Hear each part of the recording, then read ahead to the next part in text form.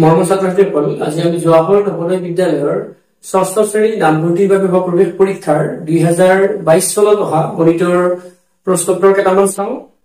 তোমালোকে যদি আমাৰ চেনেল প্ৰিজম ক্লাছেছ পাঠশালা সাবস্ক্ৰাইব কৰা নাই, সাবস্ক্ৰাইব কৰিব পাৰা আৰু ভাল লাগিলে ভিডিঅটো শ্বেয়াৰ কৰিব পাৰা আৰু তোমালোকৰ মতামতবোৰ কমেন্টৰ সহায়ত জনাব পাৰা।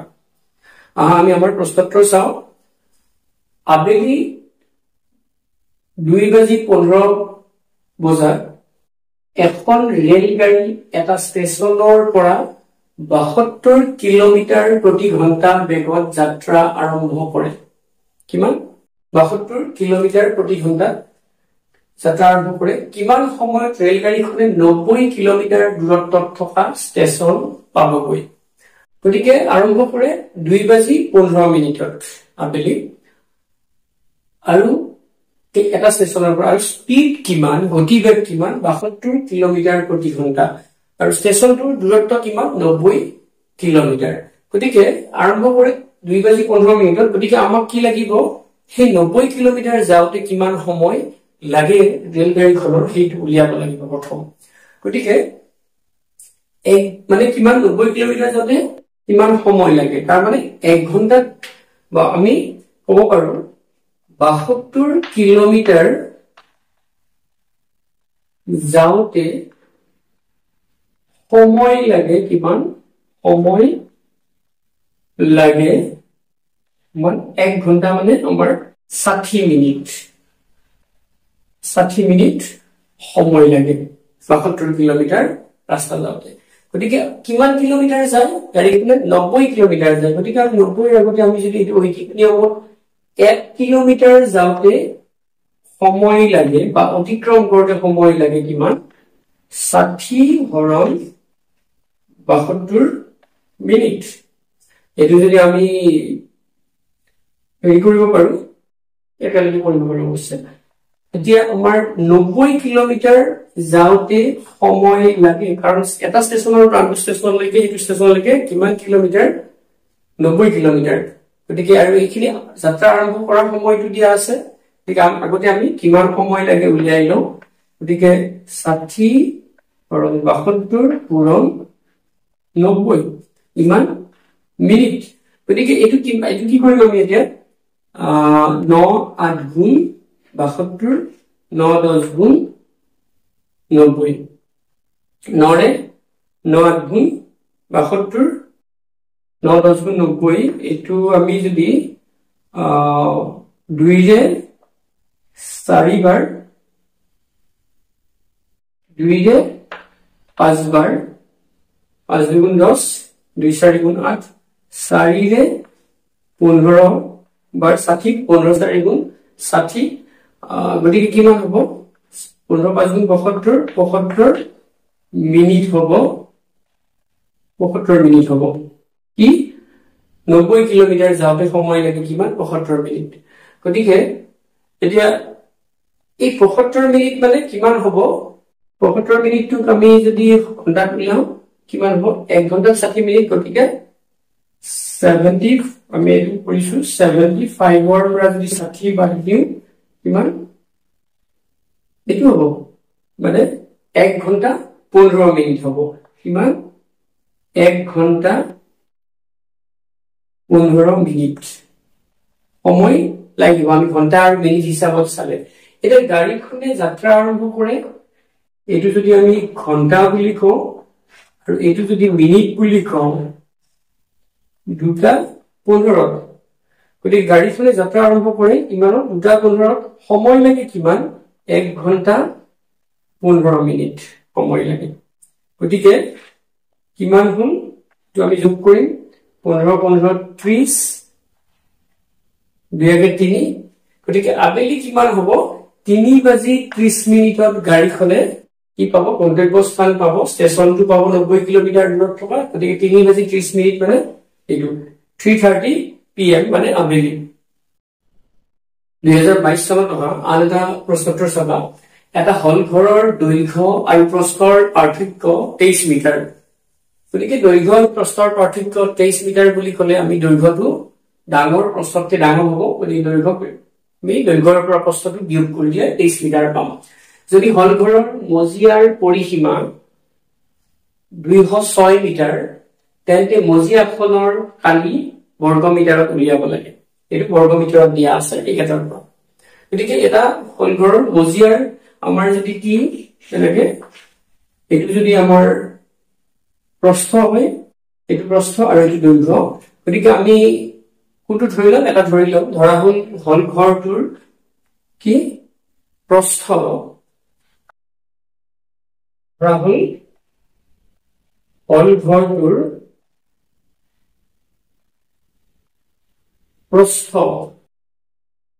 প্ৰস্থ কিমান প্ৰস্থ সমান x মিটাৰ পৰীক্ষা কৰিবলৈ কি কৰিব ইমানখিনি লিখি থাকিব নালাগে কাৰণ আমাৰ পৰীক্ষাত কি লাগিব মাত্ৰ উত্তৰটোহে লাগিব পৰীক্ষাত আমাৰ যেটো মাল্টিপল চয়েস এটো আমি সিলেক্ট কৰিব লাগিব সিলেক্ট বা আমি এটো লিখিব লাগিব কোনটো অপচন হয় ওএমআৰ সিটত গতিকে পৰীক্ষাত তোমালোকে ইমানখিনি লিখিব নালাগে জাস্ট প্ৰশ্ন বুলি লিখিছালা বা x বুলি ধৰিলা যদি গম পালা তাৰ পিছত হল ঘৰটোৰ আমি এটো ধৰিম দৈৰ্ঘ্য এটো আমি জাস্ট বুজাৰ কাৰণে এনেকে দিছো দৈৰ্ঘ্য কিমান হ'ব দৈৰ্ঘ্যটো প্ৰস্থ মানে পাৰ্থক্য দৈৰ্ঘ্য আৰু প্ৰস্থৰ পাৰ্থক্য কিমান বুলি কোৱা হৈছে 23 মিটাৰ গতিকে দৈৰ্ঘ্যটো আমি যেহেতু প্ৰস্থতকে বেছি বুলি কৈছো গতিকে x + 23 কিমান মিটাৰ আৰু কি দিয়া আছে আমাক মজিয়াৰ পৰিসীমা গতিকে মজিয়াৰ পৰিসীমা বুলি কলে এটো যদি আমাৰ x হয় এটো x + 23 পৰিসীমা বুলি কলে মজিয়াখন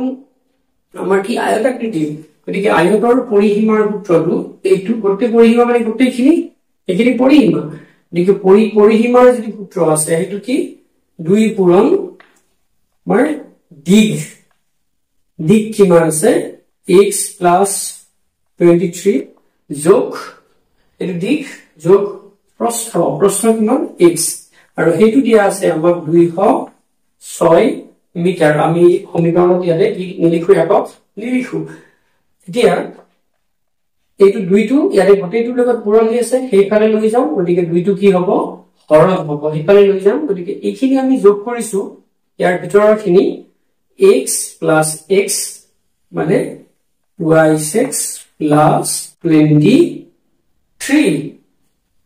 x + x মানে 2y6 + 23 আৰু এইটো যে পূৰণ হৈ আছে ইফালে লৈ গৈছো আমাৰ এটো কি হ'ব হৰণ হ'ব গতিকে 206 হৰণ 2 এটো কৰিলে আমি কিমান পাম এটো যদি কাটাকাটি কৰো একবাৰ 0 3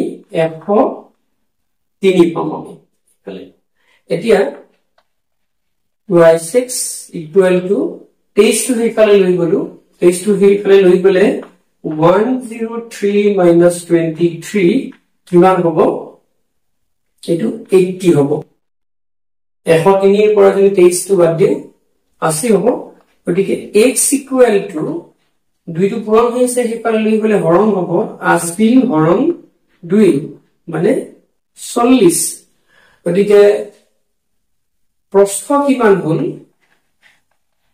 প্ৰস্থ হ'ল 40 মিটাৰ x মানে প্ৰস্থ 40 মিটাৰ আৰু দৈৰ্ঘ্য কিমান হ'ব দৈৰ্ঘ্য আমাৰ 40 যোগ 23 গতিকে এটো কিমান হ'ব 63 মিটাৰ গতিকে খালি বুলি কলে আমাৰ খালি বুলি কলে কি হ'ব কালি আমাৰ আয়তৰ কালি যেটো আয়তৰ কালি বা মজিয়াখনৰ যেটো কালি হ'ব সেই মজিয়াখনৰ কালি কিমান হ'ব দুই দিক পূৰণ প্ৰস্থ দিক কিমান আছে 63 পূৰণ প্ৰস্থ কিমান 40 এটো কি হ'ব মিটাৰ স্কয়াৰ বা বৰ্গ মিটাৰ একে কথাটো গতিকে 63 আমি যদি কি কৰো 63 40 ৰে পূৰণ কৰো 3 4 গুণ 12 30 এটো 4 গুণ 12 4 6 গুণ 24 এতে 25 হল গতিকে এটো কিমান হ'ব 2520 বৰ্গ মিটাৰ হ'ব 2520 বৰ্গ মিটাৰ তাৰ মানে আমাৰ এটো কোনটো হ'ব অপচন বি টো হ'ব বুজি পাইছা গতিকে আমি কি উলিয়াইছো পৰিসীমাটো পাইছো পৰিসীমাৰ পৰা দিক আৰু প্ৰস্থ উলিয়াইছো তাৰ পিছত আয়তৰ মানে খালি কি হব দিশ পূৰণ প্ৰস্থ গতিকে দিশটো 63 পূৰণ 40 2520 বৰ্গ মিটাৰ এটো হল 2022 চনত আন এটা প্ৰশ্নোত্তৰ চাবা 15 মিটাৰ দৈৰ্ঘ্যৰ কোঠাৰ বাবে 7500 টাইলছৰ প্ৰয়োজন প্ৰতিখন টাইলছৰ আকাৰ 15 সেন্টিমিটাৰ ইনটু 12 সেন্টিমিটাৰ মানে 15 সেন্টিমিটাৰ ইনটু 12 সেন্টিমিটাৰ মানে দিশ টাইলছৰ 15 সেন্টিমিটাৰ আৰু প্ৰস্থ টাইলছৰ প্ৰতিখন টাইলছৰ 12 সেন্টিমিটাৰ কোঠাটোৰ প্ৰস্থ কিমান এতিয়া আমাৰ এখন টাইলছৰ যদি আকাৰ আমি চাও এখন টাইলছৰ আকাৰ বা আমি কালিটো যদি চাও এখন টাইলছৰ কালি যিমান সেইটো যদি আমি কি 7500 টাইলছৰ প্ৰয়োজন মানে কি 7500 টাইলছে কি কৰি গোটেই মজিয়াখন আগুৰি ধৰে কভাৰ কৰি গোটেই মজিয়াখন সম্পূৰ্ণ কৰিব পৰা যায় গতিকে আমি যদি 7500 টাইলছৰ কি উলিয়াও কালি উলিয়াও তাৰ মানে সেইটো কি হ'ব 7500 টাইলছৰ কালি মানে মজিয়াখনৰ কালি হ'ব এতিয়া যদি মজিয়াখনৰ কালিটো উলিয়াব পাৰো আৰু মজিয়াখনৰ আমি দৈৰ্ঘ্যটো জানো তাৰ মানে মজিয়াখনৰ দৈৰ্ঘ্য মানে কোঠাটোৰ দৈৰ্ঘ্য আমি কি উলিয়াব পাৰিম মজিয়াখনৰ বা কোঠাটোৰ প্ৰস্থ উলিয়াব পাৰিম গতিকে প্ৰথম আমি কি উলিয়াইছো এখন টাইলছৰ কালি গতিকে 15 পূৰণ 12 কি বৰ্গ সেন্টিমিটাৰ বুলি কৈছে হল এতিয়া আমাৰ 7500 খন টাইলছৰ কালি কিমান হ'ব 7500 পূৰণ 15 পূৰণ 12 বৰ্গ সেন্টিমিটাৰ গতিকে এই 7500 টাইলছৰ কালি মানে আমাৰ মজিয়াখনৰ বা কোঠাটোৰ কালি হ'ব আমি গতিকে এইটোৱে আমি ক'ব পাৰো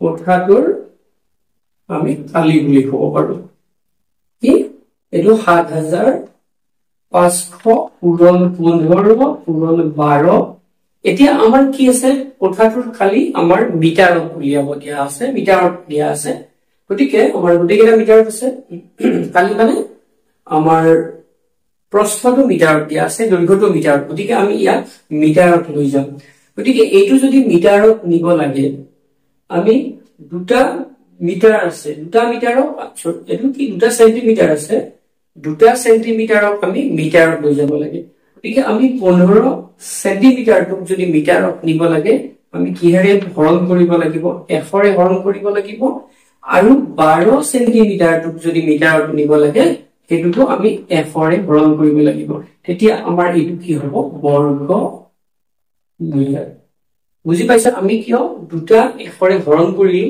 কাৰণ দুটা সেন্টিমিটাৰ আছে দুটা এটা দিক আৰু এটা প্ৰস্থ গতিকে দুটা সেন্টিমিটাৰ এইটো 15 সেন্টিমিটাৰটোক আমি মিটাৰত লৈ গৈছো এফৰে হৰণ কৰিছো আৰু 12 সেন্টিমিটাৰটোক মিটাৰত লৈ গৈছো এফৰে হৰণ কৰিছো এতিয়া আমি কিয় পূৰণ কৰা আছিল এগাৰে পৰা আছিল যাতে আমাৰ কাটি যায় কেনসেল হয় গতিকে এই শূন্যটো এইটা কেনসেল হ'ব এতিয়া আমি 25 এৰে 25 3 গুণ 70 25 এৰে 25 4 গুণ 100 এটা 4 ৰে আমি কাটিব পাৰো 4 1 গুণ 4 4 3 গুণ 12 হল এতিয়া আমাৰ কিমান হৈছে 15 পূৰণ 3 3 গুণ 9 15 10 গুণ কিমান 150 15 গুণ 135 গতিকে 135 বৰ্গ মিটাৰ হল আমাৰ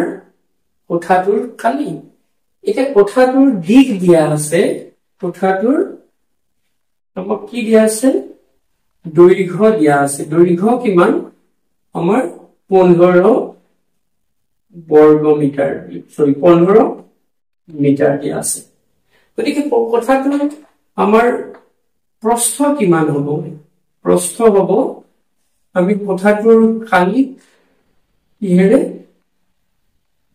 দৈৰ্ঘ্যৰে হৰণ কৰিলে প্ৰস্থ ওলাব গতিকে কোঠাটোৰ খালি কিমান হ'ব 135 হৰণ দৈৰ্ঘ্য কিমান 15 9 গুণ 135 গতিকে এইটো হ'ব 9 মিটাৰ নিশ্চয় বুজি পাইছা গতিকে কোঠাটোৰ প্ৰস্থ হ'ব 9 মিটাৰ মানে আমাৰ প্ৰথম অপচনটো হ'ব গতিকে আমি কি কৰিছো টাইলছৰ খালি দিয়াইছো 7500 টাইলছৰ খালি মানে সেইটোৱে মজিয়াৰ খালি কাৰণ 7500 টাইলছ গোটেই কোঠাটোৰ মজিয়াখন আগুৰি আছে বা মজিয়াখনত সম্পূৰ্ণকে আৱৰি থাকে গতিকে মজিয়াৰ যদি আমি কি খালি উলিয়াব পাৰো গতিকে তাৰ দৈৰ্ঘ্য দিয়া আছে গতিকে তাৰ পৰা আমি প্ৰস্থ উলিয়াইছো সে বুজি পাইছা আজিলৈ আমি ইমানতে সামৰিছো ধন্যবাদ